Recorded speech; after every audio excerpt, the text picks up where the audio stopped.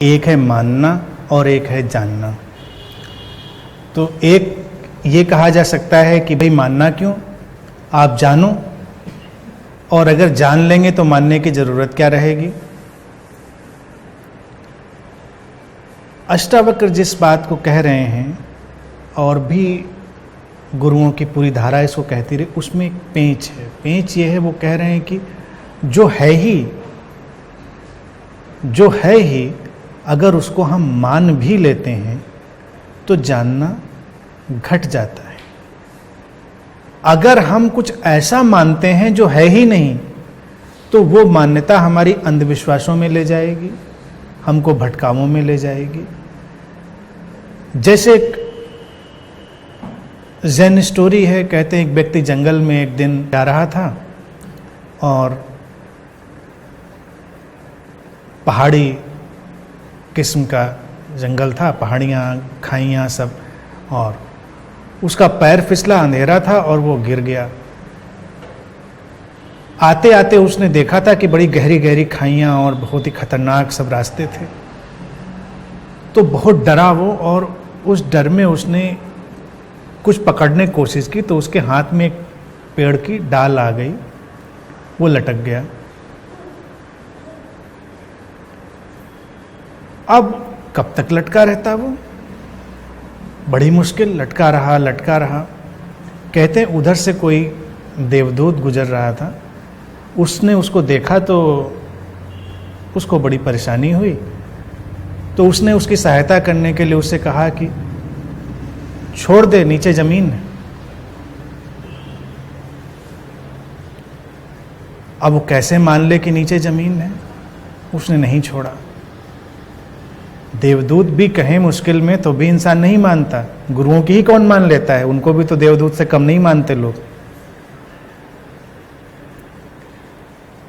नहीं छोड़ी उसने, साख पकड़े रहा। उसने कहा आते हुए मैंने इतनी खाइयाँ देखी थी, कौन जाने कोई हमारा हेलुसिनेशन हो गया हो, जंगल के अंधेरे में डर की वजह से कोई भ्रम, और ऐसी आवाज़ सुनी और छोड़े और ख़त्म।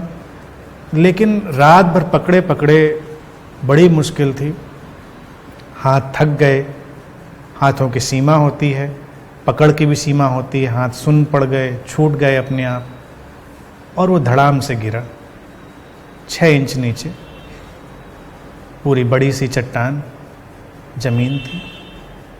तब तक सुबह होने वाली थी, सूरज उगा, उसने देखा अरे जहाँ पकड़ के लटका था 6 इंच नीचे ही जमीन थी।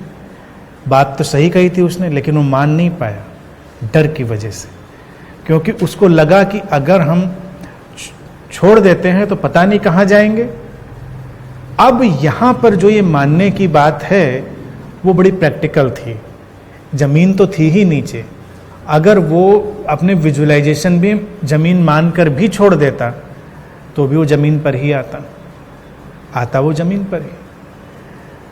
ऐसी चीज़ों को जब मानने के लिए कहा जाता है कि तुम परिपूर्ण हो, साक्षी हो, अखंड हो, अंतर संबंधित हो, मुक्त हो, तो ये हम हैं ही, ये वो जमीन की तरह है। तो अगर हम मानेंगे तो थोड़ी देर में उसी जमीन पर गिरेंगे, और हम बहुत कुछ प्रयास करें, विधियां करें, बहुत तैयारी करें, पूरे दुनिया घूम कर आएँ, सारी चीज़ समझें, फिर आकर उसी ज़मीन पर गिरेंगे। तो इसलिए मानने की बात वो करते हैं, अन्यथा वो मानने की बात ना करें। वो तो कहें जानो। अब जानने से लगता है कि तुम कुछ ऐसी चीज़ जानोगे जो नहीं थी पहले, वो तो थी ही, वो तो हमेशा से थी। तो यहाँ पर मानना और जानना करीब करीब एक ही संदर्भ में उपयोग किए जा रहे हैं।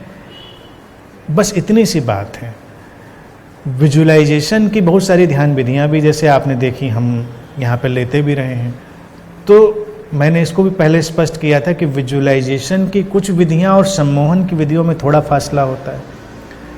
विजुअलाइजेशन की कुछ विधियों में जब हम कोई चीज़ विजुअलाइज करने के लिए कहते हैं कि ऐसा करो, ये तुम्हारा ऑरा है, ये तुम्हारा एनर्जी सेंटर, तो है वो ऑलरेडी, तुम जरा सा वहाँ पर अपना फोकस लाते हो, वो प्रकट हो जाता है। सम्मोहन में हम वो चीज़ पैदा करते हैं जो है ही नहीं, अभी है नहीं कहीं पर, और तुमको वो मान्यता दे देते हैं। लेकिन सम्मोहन की मान्यता भी उसको पैदा कर देती है। हिप्नोथेरेपी आज के टाइम में बहुत प्रचलित थेरेपी है। हर चीज़ में हिप्नोथेरेपी का यूज हो रहा है। आपके वेट लॉस से लेके आपके एडिक्शन से लेके हर चीज़ में उसका उपयोग करते हो, प्रभाव आता है उसका। और हिप्नोथेरेपी भी करती क्या है, तुमको मनवा देती है कि अब तुम ओवर ईटिंग नहीं करोगे, तुम ठीक हो, स्वस्थ हो, संतुलित हो, और तुम होने लगते हो। एडिक्शन छुड़वाती हिप्नोथेरेपी, वो कहती है कि नहीं तुम्हें कोई ज़रूरत नहीं, तुम छोड़ देते हो। मान्यता। लेकिन हिप्नोथेरेपी भी कोई मान्यता को पैदा कर रही है, तो उन मान्यताओं को फिर रिप्लेस किया जा सकता है। लेकिन ये तो वास्तविकता है। चेतना के धरातल पर हमारा परिपूर्ण होना तो वास्तविकता है, इसलिए इसमें कोई मान्यता नहीं है।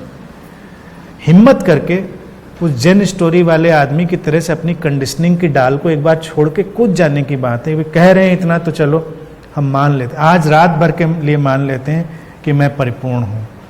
आप देखेंगे आप शांत हो गए, आपको कोई उद्विग्नता नहीं रही, कोई बेचैनी नहीं। अगर आप आज रात में ये मान लें कि आपके अंदर वो चेतना अपनी परिपूर्णता में विद्यमान है, तो सारी भाग दौड़, लड़ाई झगड़ा, द्वंद्व सब खत्म। सबके अंदर है, तो जो जैसा है, जहाँ है, वो अपनी अपनी ढंग से है। आपको क्या करना, ना आपका किसी से झगड़ा, ना आपका किसी से द्वंद्व, ना काहू से दोस्ती, ना काहू से बैर, क्योंकि उसके अंदर वो चेतना वैसे ही प्रकट हुई है इस समय। लेकिन वो आपकी दुश्मनी में नहीं है। दुश्मनी जैसा प्रतीत होता है, आपके सामने आए तो आपसे जो बन पड़े आप करिए, समझ रहे हैं। लेकिन वो दुश्मनी का व्यक्तिगत क्राइटेरिया नहीं है, वो वैसे ही पैदा हुई है। जैसे आप रास्ते पे जा रहे हैं और कोई जानवर सोया हुआ है, उसकी पूंछ पर आपका पैर पड़ा, वो पलट के आपको काटने के लिए दौड़े। व्यक्तिगत रूप से वो दुश्मन नहीं है आपका, परिस्थिति थी कि पूंछ पर पैर पड़ा, उसके अंदर से क्रोध जागा और वो आपकी तरफ लपका। आप अपना बचाव करें, ये आपकी अपनी स्थिति है। वो दौड़ा, वो उसकी स्थिति। एक ही घटना, एक ही ऊर्जा अपना काम कर रही, लेकिन यहाँ पर दुश्मन कोई किसी का नहीं है। तो ऐसे ही संसार में चाहे संबंध हो, परिस्थितियाँ हों, कोई किसी से बैर में नहीं है, कोई किसी की दुश्मनी में नहीं है। बस वो अलग अलग ढंग से प्रकट हो रहे हैं। जैसा हो रहा है वैसा हो रहा है, और जो निपटना है वो निपट जाएगा, जो नहीं निपटना है वो नहीं निपटेगा। ये भी ध्यान रखें। यानी कि जागना है तो जागेंगे, नहीं जागना है तो नहीं जागेंगे। इतनी चिंता भी ना लें उस चीज़ की। एक आदमी यहाँ पर ऐसा कोई नहीं हो सकता जो गारंटी दे दे कि मैं इस सन की इस तारीख को सुबह जागूंगा। कोई गारंटी नहीं दे सकता। कल ही ना जागे, हो सकता है जागरण घट रहा है। तो शांत रहें, इतने मानने में कोई मुश्किल नहीं। बस कंडीशनिंग की उस डाल को छोड़ने की हिम्मत करनी, और उसको धर्मों ने, गुरुओं ने, समाज शास्त्रियों ने बड़ी मुश्किल से पकड़ाया है व्यक्ति को, तो उसको छुड़ाना है। जनक भी जीवन पर्यंत शास्त्रार्थ कर रहे थे, साधु संतों से घिरे थे। वो तो अष्टावक्र से टकरा गए कि उनकी डाल छूट गई। कम ज्ञानी नहीं थे वो भी, लेकिन ज्ञान उनके अंदर वो डाल के रूप में पैदा हो गया था, जिसको पकड़ के वो लटके थे। अष्टावक्र ने कहा कि उसको ही छोड़ना है, इसलिए वो ऐसी डायरेक्ट बातें कर रहे हैं। ठीक है, आज के लिए इतनी बात।